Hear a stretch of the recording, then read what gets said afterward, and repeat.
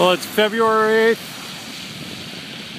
2013. This is kind of the calm before the storm. We're expecting a blizzard today and tonight into Saturday. It's Friday today.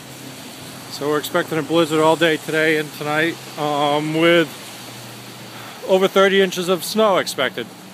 So we got the place ready, batten down the hatches, and I think we're in good shape, assuming none of these gigantic trees come down. We should be in pretty good shape. Notified everybody we were going to be closed today and then hopefully reopen at some point tomorrow, but really that's going to depend on the overnight.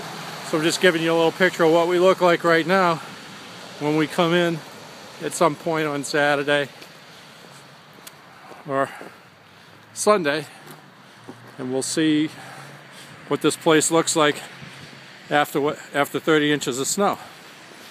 Be safe, everybody. Hey, what's going on? We got people waving at us over here.